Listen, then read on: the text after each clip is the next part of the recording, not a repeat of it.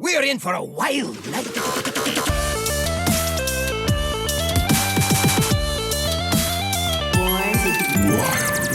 I wanted to, but there was a question because this meta had been kind of stale.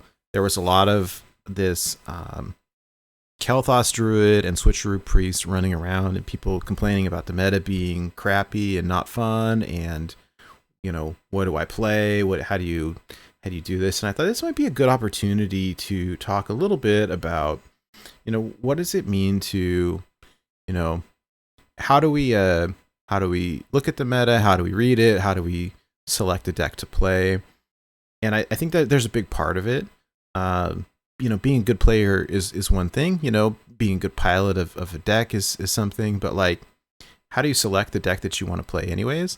I'll tell you one time, I don't know, this is maybe a year ago at this point, but like, I just wanted to play Q-Block really bad. I love that deck. It's my pet deck. I that was the first deck that I made gold, and like, I love it.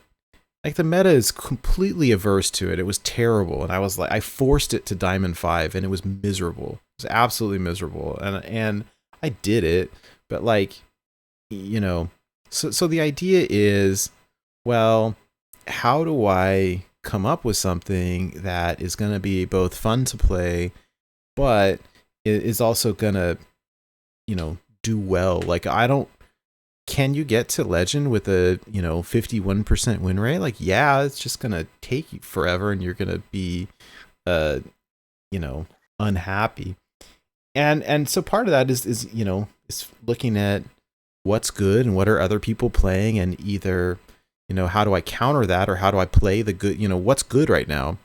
And you either play the good stuff or you play what counters the good stuff. No Life King, yes, please send me a list wherever, here or on Discord. Like, I love Q-Block. If you got a list, I'll play it. But anyways, so here was my take on it, and I'm curious to hear everyone else's. And I suppose before we get into that, there is an idea. Like, you have to ask yourself, what do you want from the game? Homemaster, you did not miss your question. We're going to get to it really soon, actually. Is what do you want out of this game, right? Do I want to climb ranks? Do I want to hit Legend? Do I want to get top 500 or top, you know, whatever it is?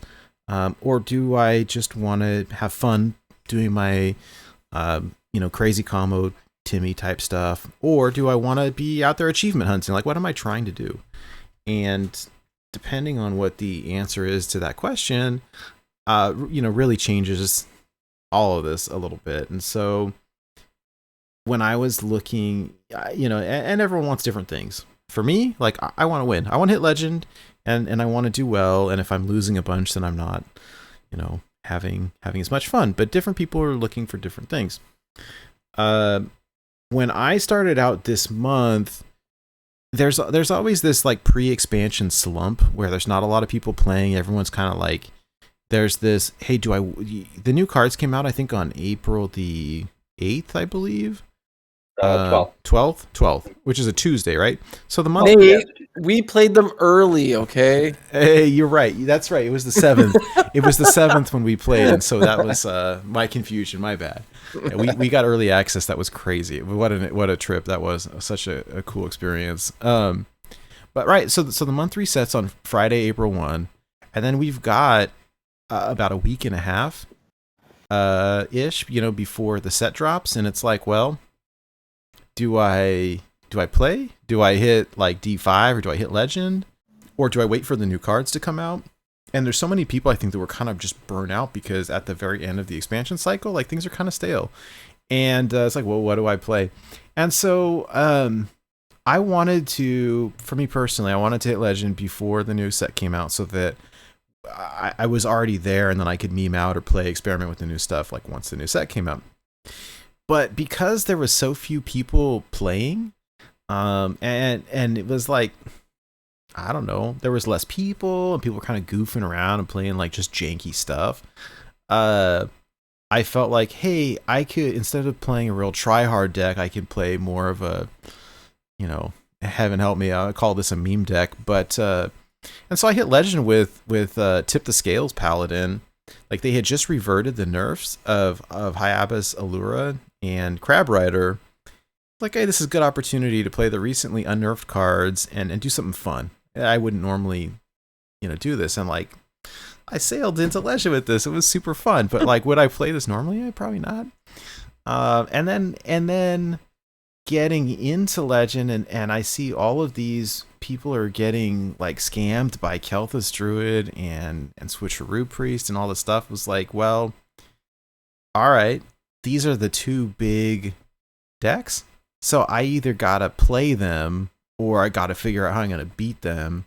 And I don't really want to play them. I really have no interest in playing Switcheroo Priest. I mean, I goofed around with a couple like the Miracle Priest and the Dark Glare, Light Glare, whatever you want to call it, Priest, and some of the Miracle stuff. It was kind of, I felt like it was fun, but it was not real consistent for me. And I'm too much of a boomer, unfortunately, to play like APM decks. It just, I try, but I need lots of practice. And it was just like, nope, not happening. And I like the Miracle style if I know how to do it, but the Miracle Druid type stuff, it's just, I struggle with it. And so it was like, okay, well, if everyone is playing these kind of crazy like combo dependent stuff, then I'm just gonna smash them in the face. And so when I entered Legend, I was, I don't know, 4 or something, and I had been playing Standard for a week and was back up to 850. It was under 9, but it was somewhere. And so I started playing this aggro rogue with the Swordfish card, and just sailed back under 500 again. And so I part of it, you have to be able to pilot the deck, but it's also about reading the meta and being like, all right, well, what is going to play into the other stuff successfully. So anyways, and I think I have to give credit to Blue Train for this as well, because we pulled out Ship's Captain and put in Eviscerate instead, and my deck, my win rate increased. But I think even with this, it was like some crazy 80% win rate or something back into top 500. I still would like to play a little bit more. I wouldn't mind getting that 11x back, but I don't know. When you sent me this list, Nate, I immediately made it on Asia, and I played it, and I went 3-0 because I had play 3 rogue decks. And then on EU, I also had a play 3 rogue decks times 2, so 2 quests doing the same thing. And so I already have all the cards anyway. Like, the only new cards are what? The Fillet Fighter, Mm-hmm. and Swordfish, right? Like, that's right. basically the new ones. So I did that on EU as well, and also went 3-0 to complete the quest. I'm like, 100% win rate. I love this deck. It's so great. And like, obviously small sample size, so like 6-0 or whatever, but it's like, I love aggro decks. At the same time, I also like the other Stella decks. But like you said, Nate, reading the meta, and right now there are decks that are trying to get their combo off. How do you beat them? This deck, because this deck can go real fast, real hard. So it's a great meta choice currently. Right in the face. Right in the face. No, it's good. It's so fast. It's such a fast deck. By the way, I do want to give a shout out to our friend Sheep as well, real quick. I'll put this up on screen. I'll just do a side by side so we can add both. But Sheep was using another aggro deck is why I wanted to bring it up. But we had played this in the pre-release event and just did super well with it. And so it's a kind of an aggro token druid deck. But again, it plays well into the current meta. The one change that Sheep made from the one that we played in the stream was pulling out, let's see here, adding the Claw Fury Adept and removing the 1/3 Beast. I don't recall what it, bottom feeder or something like that, and adding the Claw Fury Adept. But this again, it's a very similar kind of meta call that did well. Now this, I think, was Sheep was playing early on. This was like, I think maybe the day after, or it was like right after, within a day or two of when the new set came out. And also, I wanted to bring it up because we're talking about meta calls, and so you have to know, people are experimenting with new builds and trying to figure out, well, what's good and what's not, and things are moving slow. And so that is the perfect time for an aggro deck to just, clean house. And it's hilarious. It reminds me of Jack and his nice new deck postings at anyhow. Hey, this has new cards in it, so Sheep is safe. But anyways, I like it as a good example of also meta call. And so, any thoughts on this, Schmoopie? I know you have many times, I think, quite a good read on what to play, what to play into, and all of that. Yeah, my instincts were to like go to secrets when I started seeing like Switcheroo a lot or Kael'thas. And so like something that I did like almost off the back was I tried Secret Mage. Mm-hmm. But Explosive Runes is useless. Yeah. It's a 2020 pick, so I cut my Explosive Runes for Potion of Polymorph, which was actually incredibly effective. I found myself, and I named my deck Lamb Not Bacon. Do you get any friend requests? I did not get any friend requests, but I had a lot of people who were like, play the board, and then you could see them start to playing cards, and then like Wait like sort of a that minute. pause of confusion, like wait, what happened? And so like I kept playing Secret Mage, but then I noticed, and this is post Legend. I hit Legend day 3 with Shadow Priest. I think I came in at 77, and then like played like hipster stuff to kind of like float down gently, because like that first week you're still playing against like 11xers and streamers and like people who are just going to come up and like murder you. I still remember the time that like Zeddy just absolutely blew me out when I was playing like my spell mage, playing all spell mage, and like Zeddy just comes through with APM mage. It's like, okay, that's funny. So I try to play like sort of off meta, like tier 2, tier 3 stuff. Mm-hmm. So I'm here. I am experimenting with the new meta, trying to figure out, all right, what works against these combo decks. And I'd seen somebody suggest also, like, all right, aside from disruption, you can also out armor them. So like something I had a lot of success with was I heard somebody say that like Questline Druid actually does okay into it. So I was like, okay, I'll dust off my Questline Druid and try that out. And my odd Questline Druid actually like kind of farms Switcheroo priests, because like you armor up to like 41 health, which is one more than you need.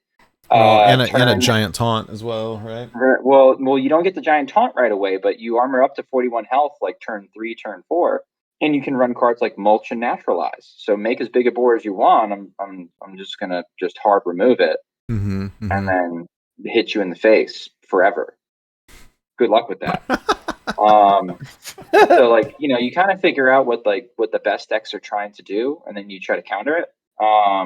Which sounds like really simple and really easy, and like sometimes it's impossible because you have someone like my fear is in the next meta the best deck is going to be Shaman.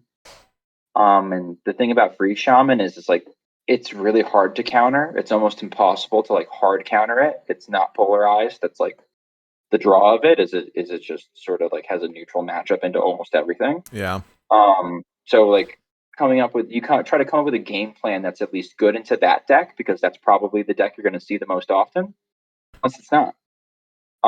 My climbs to Legend are probably different than anybody else who listens to the podcast. For the most part, the majority of the people who do, because I try to make it as fast as possible, which means that the majority of the meta I see is more aggro focused. I see, the aggro decks climb the fastest, so I'll see a higher percentage of Pirate Warrior than you would suspect on a normal meta day. Like, there's no way there's this many Pirate Warriors on ladder. Well, I see them all because like they're winning kind of quick games, blah blah blah blah. So like you're trying to kind of like I find myself kind of jockeying for making a meta call, not only like, okay, what's good in the meta now, what's good in THL, but also when things speed up and I'm not facing all the slow decks, what should I play? Because I queued up this month, I queued up Mechathune Warlock to start. I brought that to D5. So I was like, all right, this is going to be great. I'm going to clean up all the slow druids.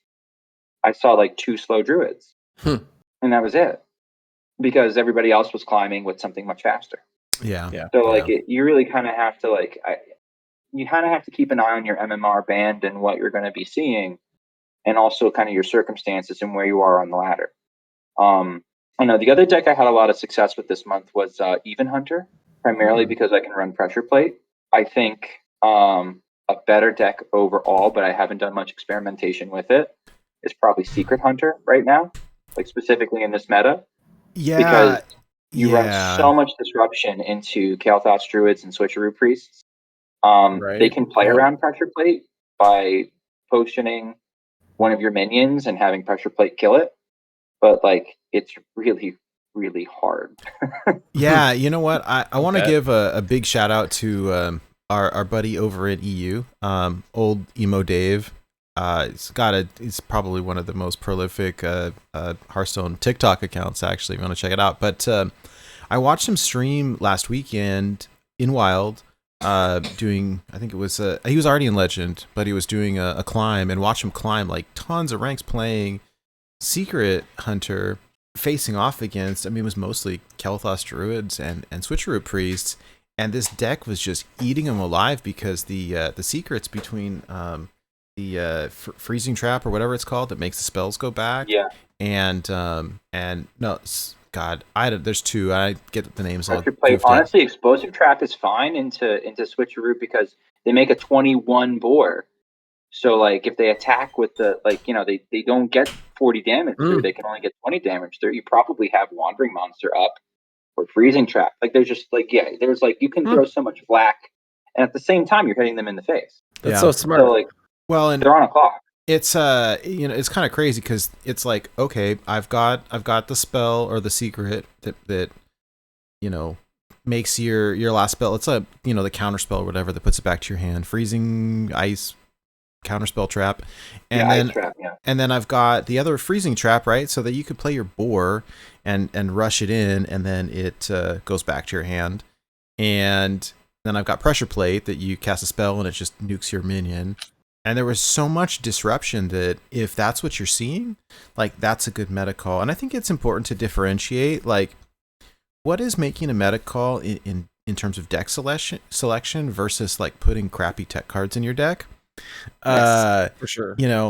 Because that I think, and this is my opinion, you take it with a grain of salt. I think it's really important in choosing the right deck, but it needs to be well rounded. I'm not a proponent of playing bad tech cards, personally. I mean, it depends. I think a very good resource for people is to, especially when you're starting out, use a deck tracker or keep track somehow of like what are you facing, and if there's something that's like everywhere, like okay, maybe we figure out a way to tech around it.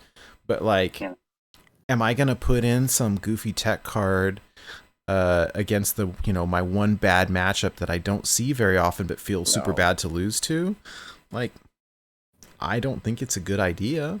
In general, it's always better to stick to what your game plan is, what your win condition is for your deck, right?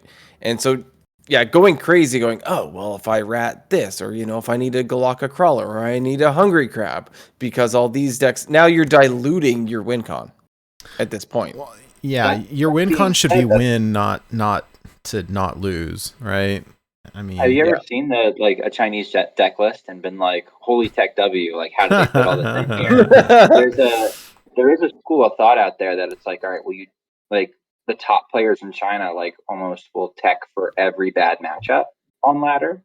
Well, but it might be because they see like a greater variety of stuff. Like when they queue in High Legend, they're not. I imagine they're not necessarily queuing into the same 5 people over and over again, right? Like so, like you can.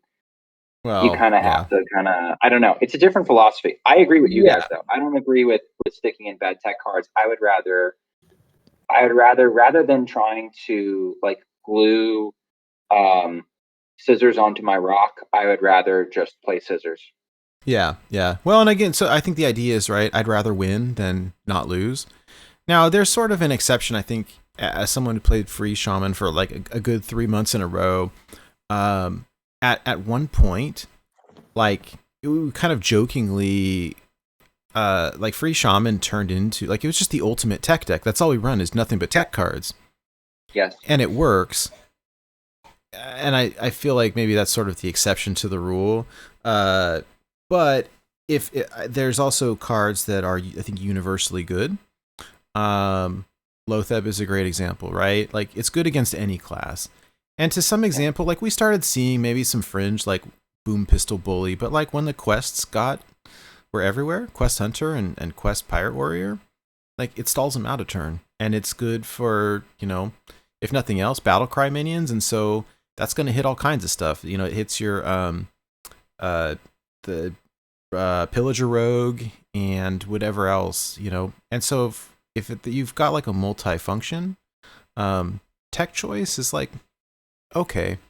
Yeah. Better than my like one matchup, my one feels bad matchup. I remember when Kingsbane was good, people start running like Cobalt Sticky Fingers, and it's like for the 10% of your matchups where you're facing this and you're probably still going to lose to it. Like don't bother playing it. And they were running it for the mirror too to steal it back. It's hilarious. I always laugh, and to be honest, I mean, I pulled the list. I think it was from Tempo Storm. In one of the so I played that Free Shaman for 3 full months, and one of the times like there was a list that was running a Cobalt Sticky Fingers in it, and so I used it, but I will say I don't think it was for any sort of rogue. There was a bunch of combo druids. It was like, let me steal your twig, and or Rod, like steal Rod from Warlocks. Yeah, probably. and it was the Rod of Discord or whatever from Warlocks. You're playing a lot of Mechathune at the time, and so it was multi-use. So I don't know, interesting. I feel like I'm going down a rabbit hole, so somebody should stop me. But like, interesting philosophy. That being said, there is a pocket meta depending on where you're at, and so you have to kind of analyze that too. And I don't know that I have any real solid advice aside from like maybe use a deck tracker. To kind of monitor, like, hey, what am I playing against? Because if you, Schmoopie, maybe you're better to talk about this, but there's like logic fallacies, right? That if I face into a deck that feels bad to lose to, I'm gonna feel like it's more prevalent than it probably actually is because it's a bad experience. Mm-hmm. But when you can actually look at like raw data, especially more, you have to look at more than 5 or 10 games, like. You got to look at quite a bit and run numbers. So those deck trackers are good for that type of thing.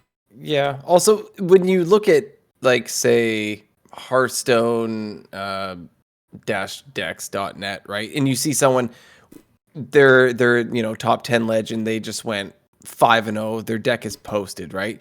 You can copy, you can paste it, and you're like, okay, I'm gonna do this. Well, guess what? They have most likely their own pocket meta. So there's going to be tech cards in there because they're in, this top 50, this top 20 meta, right? So just because they have whatever insert tech card here in their deck doesn't mean you should be running it at gold 5. No, and definitely there is more of a pocket meta in top legend than there is anywhere else. And so sometimes you'll see these lists that are have some interesting tech cards that you don't need to play, in probably 90-95% of the ladder. Where in top 100 legend or whatever, where you're facing the same 10 people over and over and over, versus if you're climbing, or grinding your way towards legend or towards Diamond 5 or whatever your goal is. And so, yeah, the other piece is, tournament decks are different than ladder decks, and the other piece is two kind of other philosophies.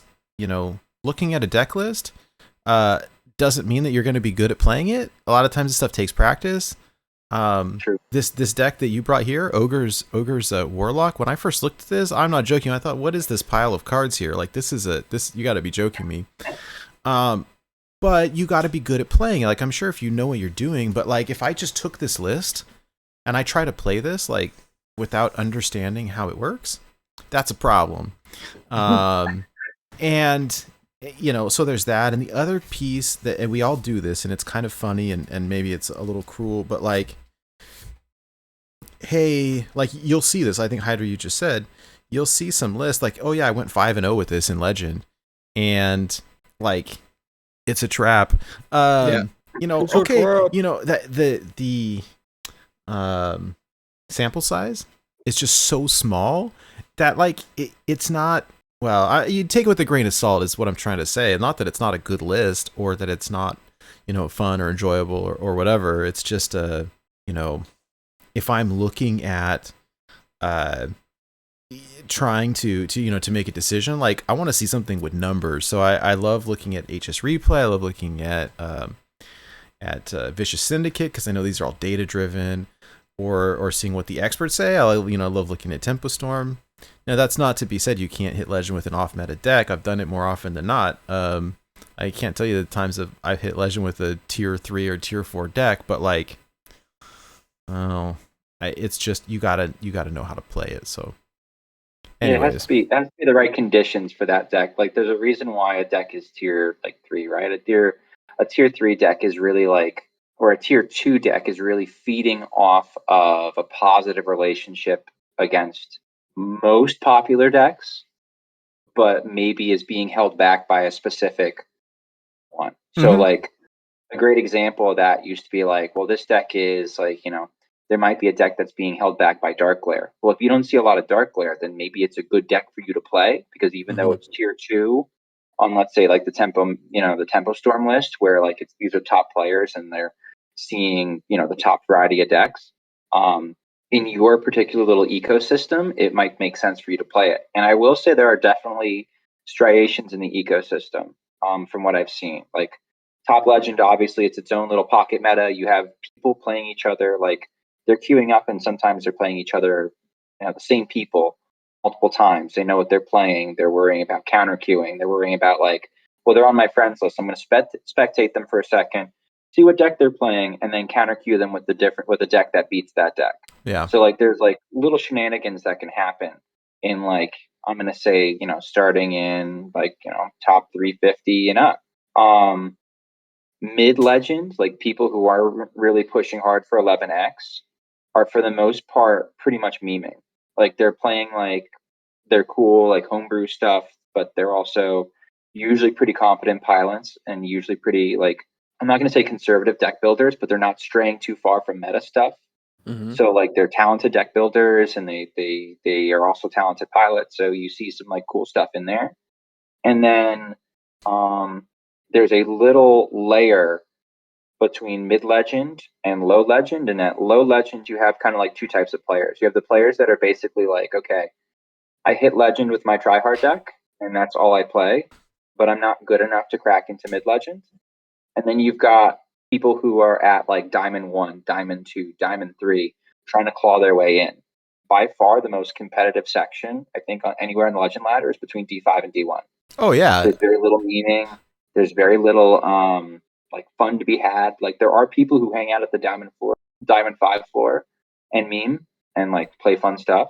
But I've found that like traditional like rank 5 like meme paradise has moved down to Diamond 10, which is far enough away where it feels like you can have fun, but you're not too close to the tryhards who are trying to hit legend. That's interesting, dude. I have to tell you, D5 hell or rank 5 hell, the old rank 5 hell. Yeah, the rank. Yeah, I will tell you, man. From D1 to legend is terrifying because I know that I'm queuing into people who are in dumpster legend and they're playing their meme decks, and maybe that's mean or insensitive.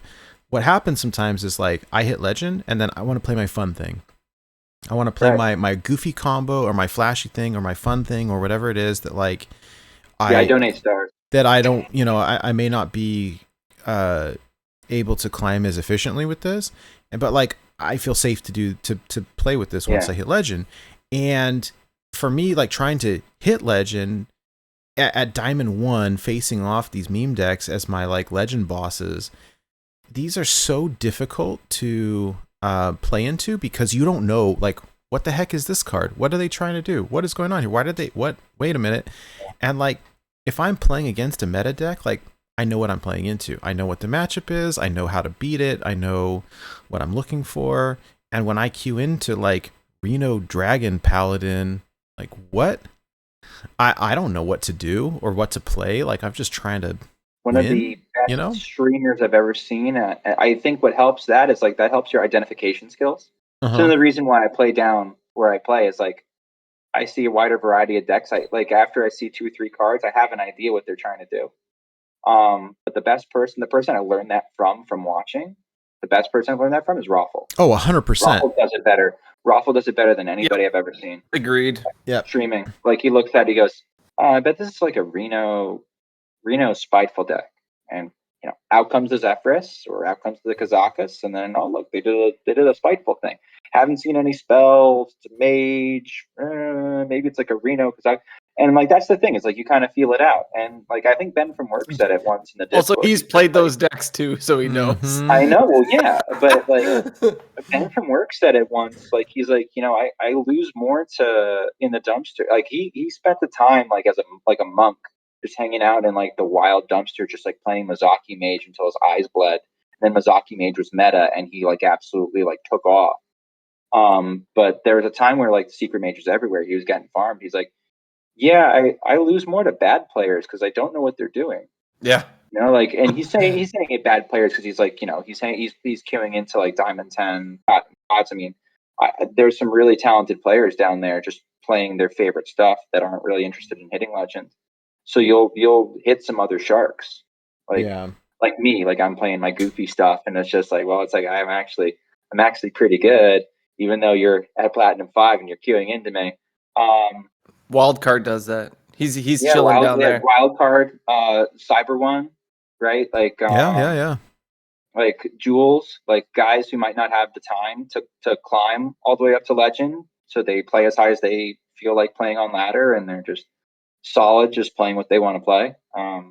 So I think like to a certain extent, I do think to a certain extent, like I don't think it's as striated as you might think, as far as like, oh well, D3 is its own pocket meta and D2 is its own pocket meta. No, I think like D4 to D1 is pretty much uniform as far as metas go. Like I think it's like, well, all the druids hang out at D1. No, that's not really the case. Like that's just who you're queuing into. But I think like to a larger extent, like on the ladder as a whole, there are little layers. Like I can tell at a certain level, like, okay, this Pirate Warrior is going to be running Hatchet instead of Ankar. And sure enough, the Whetstone Hatchet comes out. Like I know at a certain level, this Pirate Warrior is not going to be running Patches. And sure enough, Patches never shows up. It's just a standard Pirate Warrior list. So like, it's, you see that too. But like, as far as like kind of analyzing your pocket meta, give it a couple days, see what decks you're seeing most often, and then either look up or ask advice, or if you're knowledgeable enough, counter what you're seeing. Yeah. So like try to, but keep in mind too, the whole picture of what you're seeing, not just like, I had a month once where it's just like, well, I'm going to swap to Shadow Priest, but Taxus Paladin was everywhere. So like I swapped off of Pirate Warrior to play Shadow Priest. First thing I queued into was Taxus Paladin. I'm like, what have I done to myself? Right. So like it's I'm not doing a conspiracy. It's like, oh, you always queue into your counter matchup. It's like, yeah, but you're going to queue into your counter matchup. That's like on average you will. Yeah. So it's like, you just have to, you have to do your best to make, like you said, Nate, a neutral matchup spread. But like if you get a bead and you want to take a read and take it for a ride, take it for a ride. But know that like, small sample size, it might not work out, and that's okay. Yeah. Or it might. And you hit Legend and you're happy. Yeah. Well, I mean, and the other piece is like you're gonna hit bad matchups. I always do the that quote from Star Trek, like you can do nothing wrong and still lose. Like, that happens. It's fine. You just have to move on. And there's a lot of emotional intelligence and like self regulating that you have to do. Easier said than done, by all means, and that's a topic for a different day. But anyways, you want me to talk about the pile of cards? Yeah, briefly talk about, if you want to talk about this pile of cards. But I also wanted to get into that question as well from Home Master. Had a question for you. and then we've got a listener challenge to talk about. So, but yeah, what is this? So I know Ogre was streaming the other night, but had hit rank 1 legend with this warlock pile of cards here. And I saw that. I saw rank 1 legend mediocre ogre, and I'm like, what? Like on my friends list, you're right. number 1 legend. I'm like, what just happened? I mean, I have an idea from looking at this, but like I would have thought, for me personally, like when I look at this, hey, this looks fun. I think I know how to play it, maybe, but like into my like how is this going to play into my, you know, my druids and switcheroos? I mean, I do see a dirty rat, but tell us. The fun thing about this deck, right? So it runs Dirty Rat, it runs Plague of Flames. So right there, turn 3, you can win the game. They play Switcheroo, you play Dirty Rat. Every time you snipe their boar, of course. And you play Plague of Flames and you win. If you don't Dirty Rat their board, probably died. But if you do, then it's like, okay, game on. Now I can do my thing. Same thing with Kael'thas. Same thing with Barnes. An early Barnes hit can be good. But an additional little piece of tech that I like that this deck has had. He's been playing this since whenever Altar of Fire came out, and like he's gotten Rotted Zombie to work on this a little bit. This has been a pet deck for Ogre and mediocre Ogre. King Ogre on ladder has become, I think, one of my favorite deck builders ever. Yes. Because he's come up with some like high level janky looking stuff, and I swear it looks like a Swiss watch. He's got like a Calamos OTK that works great. The best part about this deck though is with the dredge mechanic, it's calling a card up to the top of your deck, right? Yeah. So Rogue's playing Swordfish. They're putting a high attack pirate up to the top of their deck. Yeah. Altar of Fire. Rip that sucker. All right, your pirate's gone. And two other cards in your deck. I lose 3 cards, but I don't really care because I'm working towards the win condition of having an empty deck so that I can play Kazakhstan. So that I can play Nomi. So I can heal up with Reno. That's why the 4 mana. What's the 4 mana board clear in here? The text is too small. I can't read it. Soul Rend. Soul Rend is dirty, dude. 5 damage is a hell of a break point, even in our formats. That kills a smite. That kills a lot of things. And if you blow up all your cards and you have Reno in hand, or you have Kazakhstan in hand, or you have Nomi in hand, you don't care.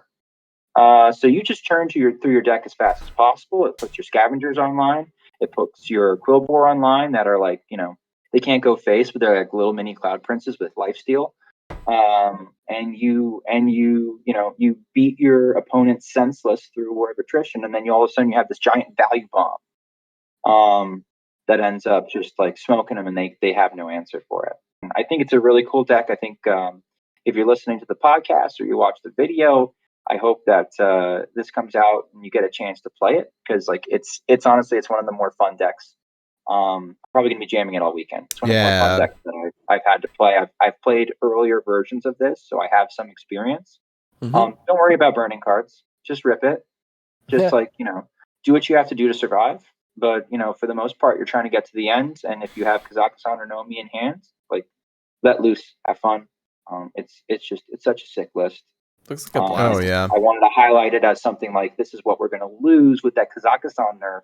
Yeah. A deck like this can't exist because the stipulations are just too tough. You cannot run 4 dragons in this list. No, you know what? I mean, I almost wonder if can we ever make the soul abyssals or whatever they're called work in something like this?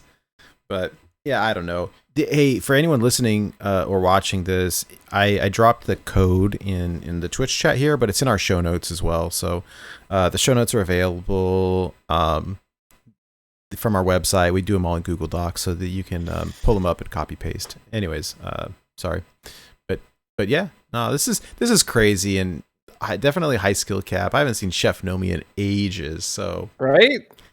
It's pretty spicy meatball you got right here.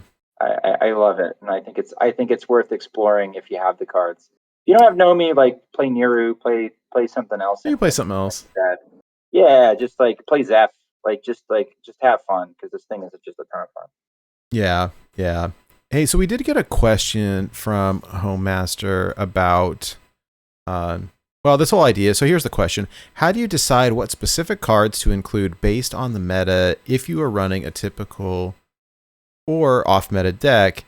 I mean, this gets into our conversation a little bit. That I mean, I think for me personally, like if I'm going to put in some tech cards, I want it to be something universal, like or have multifunction. I think that's why I had no qualms with like Questline Hunter running Flare, like.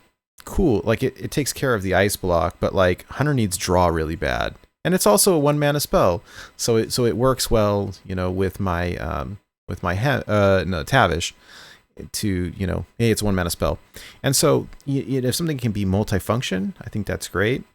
But when we start getting into like wonky tech choices, like I don't want to break your secret, I want to steal your secret, like nah, dude. Yeah. Or hungry crab meta, right? It's not my jam personally, but I think, what do you guys think? I think as an off meta guy, I'm usually find myself playing a polarized deck that's targeting something. So like my deck's pattern of play is targeting a particular weakness in a deck that I'm seeing a lot of. So like it's for an example, like I had a ton of fun towards the end of Stormwind playing Jade Druid because I was just absolutely crushing odd hunters. I was gaining too much armor. I could play funny stuff, like I could play like Jade Behemoth. Like when was the last time you guys saw Jade Behemoth on ladder? I could play an Aya because those cards were fun and because the strengths of my deck were balancing out with were so strong against the decks that I was seeing that I was trying to counter that I could get away with that. So like I try to do a little bit of that where like I'll pick like a polarized deck that has some weaknesses and then like sprinkle in a little bit of fun to keep myself interested, but also still serving a function. Yeah. Yeah, like for myself, I'm not a big, I'm going to tech exactly towards what I'm seeing. In the past, I've played a lot of aggressive decks, and the one thing that I have included in the past is silence, right? So while it's not like necessarily big now, I saw a question in chat earlier like, hey, you're versing mechs. How do you do that without including silence? Well, right now it's just be faster, right? Like you can a lot of the time when I versed like mech paladin in the past, it was clear all the mechs, clear them all, make sure they can't magnetize. Sometimes that can also be a trap, right? If you are sending all of your damage into these mechs, guess what? All that damage was supposed to go face. Mm-hmm. At a certain point in time, a spellbreaker or an owl isn't the worst idea, right? Yeah, I like these universal tech cards. Actually, one of the new cards is fairly good. The silence all or whatever. The shellface, sea starface. God, I'm gonna just have to look it up because I'm gonna just butcher it, or somebody in chat can help me. What is it? Shellface, starfish, whatever it's called. But the beauty of a silence card is it isn't necessarily like a hungry crab or like we're not targeting murlocs, we're not targeting pirates, we're not targeting a certain thing. With the silence, like at a certain point, if you are running into a certain thing over and over again, like when Q block was a thing and I was playing an aggressive deck and your big void daddy ended up coming out of the void collar, well, guess what? I could silence it and I could just keep going face. Right? So like at that point in time, running myself a spellbreaker and a pirate warrior was just fine. And so when you're seeing things like that, I think it's completely okay to put in more of a universal thing. You can silence this, you can silence something else. It doesn't even need to be a taunt. It can be something that just has a persisting effect that's buffing the rest of your minions, like a Murloc War Leader, like whatever it is, you're silencing something, right? So I think that's okay. I don't think you always want to jump to just do it instantly, but if you're facing, a meta with taunts and you're an aggressive deck, give her. Throw in a silence. I don't think that's a big deal at all. Well, and I love that because it's it's universal. Like, cool, you can use it. And worst case scenario, it's a 4/3, right? Yeah, that's the thing. It's got aggressive stats, So Yeah. why not? Yeah. And so I don't feel bad dropping something like this, that it's like, hey, cool. I could use this for just about anything. And that makes me, feel less bad about playing a funky tech card. The new tradables are good tech cards too, because dude, one yes. mana cycle a card.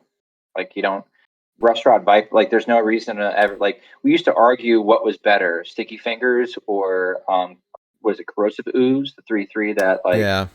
was trying to do. Now it's You just get Rustrod armor. Viper. Like Yeah, that- Viper's great, and like it doesn't matter Like, just if Viper. you don't even have to feel bad for playing a goofy tech card because it's just a tradable. Yeah, exchange One it for mana, one like, mana for something else, or just rip it and you get a 3/4 in stats. Right. Yeah, Right. it's fun. It's fun. Or like I run the Silence tradable in my Even Hunter. Yeah. It's a 4 mana 3/4, and it's like, all right, this has utility, or it helps even out my curve. Yeah. Well, and I saw people when there was a lot of Mozaki running around or some of the other combo stuff that like, cool. I'm looking for my combo. I can trade, or if I want to go all in, like I can play it for spell damage if I want to, if I need that little extra boost. And so having that utility is fantastic. And so there you go. I guess there's the other part to it. It's like utility versus like, weird tech choice. It's just that, the more you can get out of your card, you make it last a little bit longer. I like that. One thing I do want to point people towards, like if you're having a hard time coming up with stuff to play or whatever it is, there are some really good resources. A lot of us here are kind of, salty old veterans, but if you don't know, you're looking for cards to play, there are some really great websites. HS Replay is one of my favorite places. You can see what's good in Standard and Wild and wherever else to kind of pull deck lists from. But it shows you how many people are playing. It shows you the list. It shows you the win percent. It helps you with mulligans to show what the win rate is depending on cards in the mulligan or cards drawn. It's all data driven, which is cool. The other places for deck lists, vicioussyndicate.com, tempostorm.com. We've got friends that work for both. Big shout out to Rotted Zombie. I saw a post earlier today that they're putting their Tempo Storm meta snapshot on hold for a few days to let the nerfs coming out on Tuesday take hold, and I really appreciate that. They do just an incredible job with all that, and so big thank you. Links are in the show notes, but if you guys are interested, check that out. The other place, like Arkham is saying in the chat here, is our Discord. We've got a whole bunch of lists that we share all the time. And there's kind of a variety, some are competitive, some are memes, some are achievement decks, right? That we share all the time. But if I'm looking for something very specific, I get tons of lists from the Discord as well. So, and again, you want to find that, go to our website, scroll all the way down to the bottom. There's all of our contact info and there's links there. It's free to join, super fun, lots of nice people. So anyways, I don't know. Any final thoughts before we kind of start wrapping things up a little bit? HearthstoneDex.net. Oh Yeah. What is it? Hearthstone Dash. Dex-net. Oh, is that Neon forget site? exactly. Neon site. Yeah. Neon Yeah. site's really good. Neon, It's my go-to. And I click on that website pretty much almost every day to see what's up. Neon does a great job. Also, 6J told me with dual stuff. If you're looking to play, there's great resources. And on my Google Chrome, I have that saved. I have the duels link literally on the top of my screen from Neon site. The That's duels great. tab. It is there because I click on it all the time. Nice. Well, I just added it to the show notes as well. So yeah, there's some great resources for anyone looking to check stuff out. And you know what? Finally. It's very hard to give kind of one size fits all answers to these very like weighty questions. There's some philosophical things, and we could talk for hours and hours about this. But as we get into like 1 a.m. Eastern time, right? Not quite, almost midnight.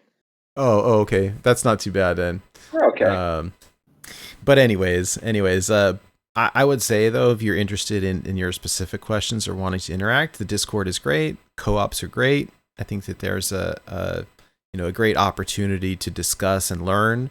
I know, sometimes people think of co-op gaming as like cheating, but I think that if they're used as a learning tool, learning experience to talk through and actually, you gain quite a bit from it. And I love surrounding myself with people who are better than I am, and that's how you learn, and so and have fun as well. It's good, good discussion, and made a lot of friends that way as well. So anyways, good times.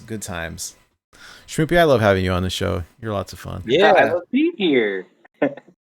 Hey, so we got a listener challenge though that I want to talk about. I think we wanted to. I mean, well, sorry. Any final thoughts before we move on? I don't want to cut anybody off. No, I'm good. I want to make sure it's my turn to read. Yeah, you take it away. I'm good.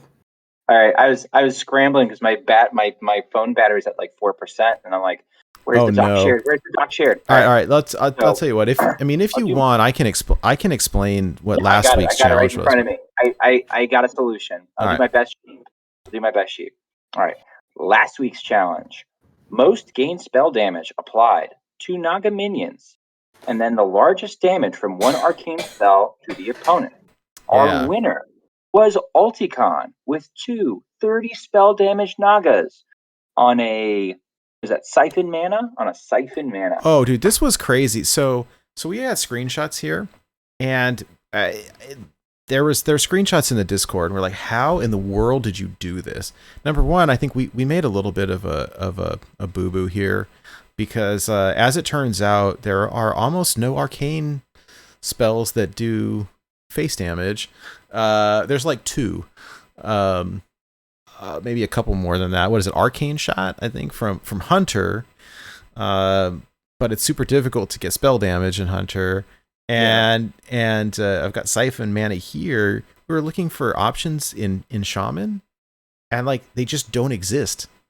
There's a couple of arcane spells, but like they don't go face. They don't do, and so we were asking Ulticon, like, how in the world did you do this? And so what Ulticon did was the Mage Legendary Agewind, that when it dies, it gives spell damage to your other stuff. Yep. And shuffling in a handful of those. So there was 2 Nagas played, and ended up with each one of them had 30 plus 30 spell damage. So 2 of those, and then the Siphon Mana for 62. 2 mana deals 62 damage. Meta breaker. Hey. Most excellent. Right in the face. Right.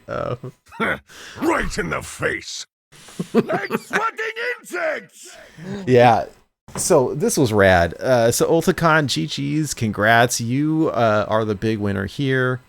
This accomplishment will be immortalized in the Hall of Fame on our website. So if you go to our website, borntobewildhs.com, you click on the Hall of Fame, it shows not only what this week's weekly challenge is, but it shows all of our past winners as well. And you can see what the challenge was. You can see the screenshots. So there's some crazy things. And, back when I kind of wanted to list, hey, who won, but the screenshots are too good not to share, because how often do you see a 2 mana deal 62 damage? Like you got to see this to believe it. So incredible. Well, great work, Ulticon. 2 packs on us. We'll reach out via Discord, and absolutely congratulations.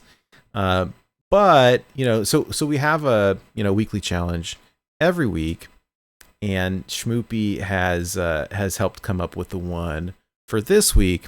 I jokingly said, is it going to be play 4 Boulder Fist Ogres on the same turn? Yeah, well, listen. Greatest stats for the cost was an excellent challenge. But I thought I made a more tame challenge this week. But I think with the nerfs coming Tuesday, it's going to be twice as challenging. This week's challenge is the wildest interaction or pattern of play using Switcheroo and Kael'thas. Same deck. Oh boy. What do you do with them? You can play them the same turn, different turns, but your combo has to use both as critical pieces. Our favorite wins. So I have something in mind that I'm going to do for the challenge. Not that I can win the packs, but just to sort of give an example of something stupid you could do with both. That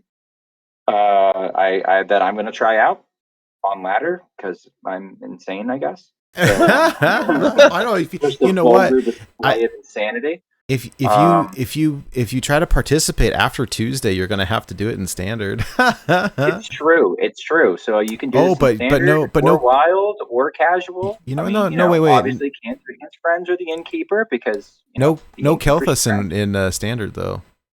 So you just have to hurry then. There you go. Just gotta go. Just gotta go fast. So come up with your ideas. Make them degenerates. Make them funny, or make them really cool, or whatever. Because I don't think Kael'thas plus Switcheroo is. I don't think Kael'thas plus Switcheroo is very good, but it should be a blast. I like it.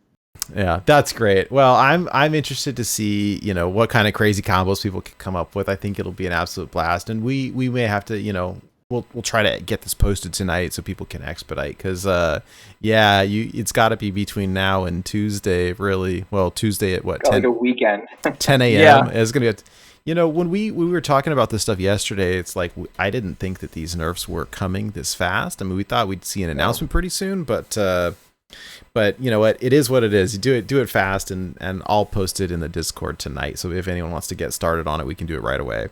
And as always, post it in the weekly challenges channel on the Discord so we can see those amazing screenshots. Yeah. Real quick. I think you already said this, right? But yeah, join the Discord, post it in the weekly challenges channel. We'll announce the winner on next week's show. Schmoopie's we'll get roped into helping us decide the winner because this is definitely a subjective one. But the winner will get 2 packs on us and be immortalized in the Hall of Fame on our website. And so fun times that we have. Schmoopie Judgy. Schmoopie Judgy good. Schmoopie Judgy good. By the way, I loved your balloon post earlier. That was just so was so wholesome. Schmoopie's busted, man. Schmoopie's busted. So, long story short, because I don't want the episode to go on too much longer, but my typical parent things. We're trying to get someplace. Chaos is raining. My kid's like, I don't want to let go of this balloon. We have a really high ceiling. Every year we have birthday balloons. We let our kids put their balloons up in the ceiling, and they live there for a while. Then they come down. It was my daughter's birthday in April, and my son was really attached to this one balloon, didn't want to let go of it. And I'm like, dude, I don't know what to tell you. And he's like, but my hand's getting tired. I'm like, figure it out. So I went in the other room to do something. I come back out. He goes, I found a solution. And he had this little UPS mail truck that with a bottom door. And he figured out that if he slid the string into the door and closed it, it wasn't going to go anywhere. Nice. And it stayed like that, and has stayed like that through vacations, through it's been months now, where this balloon is just hanging out at ground level in my kid's truck. So future physics daddy's very happy. Future engineer in the family. I guess I'll have to pay for his therapy, but other than that, he's going to be making bank here someplace. I love it. Engineering school therapy. Yeah. Oh, that's great. That's great. Well, what a high note to end on. I think that's wonderful. All right, friends. Well, that wraps it up for this week's show. Thank you all for joining us. It was a long episode, but there was a lot to talk about, and I think we had a great time. Thank you, SchmoopieDaddy, for joining us. It's always a pleasure to have you. You provide a lot of fun and a lot of unique insights. So thank you so much for hanging out with us on this Friday night when you could be doing something better. Probably washing dishes, or I don't know, probably washing dishes and watching Twitch. Honestly, watching you guys. Maybe there we even go. falling asleep. I don't know. It was great to have you for on. Having me. Love being here. I have a Twitter now, so if you guys want to follow me on Twitter, SchmoopieDaddy HS. I'm out there. I forget exactly how I spelled it. Get close, you'll probably find me. We'll post it in the show notes. He's on Discord and anywhere else you want to hang out. Definitely. Well, thanks again, friends. Thank you, everyone who's been hanging out here in the Twitch chat tonight. Armor, No Life King, Arkham Cookie, Lee, it's good to see you, and everyone else who's here. Thank you so much, and to all of our friends listening to the audio versions or watching this on YouTube. Thank you all so much, and we'll see you again next week. Another new episode of Born to Be Wild. Have a good night, everybody. Oh dear, have a good one. Rory had to get the last word in.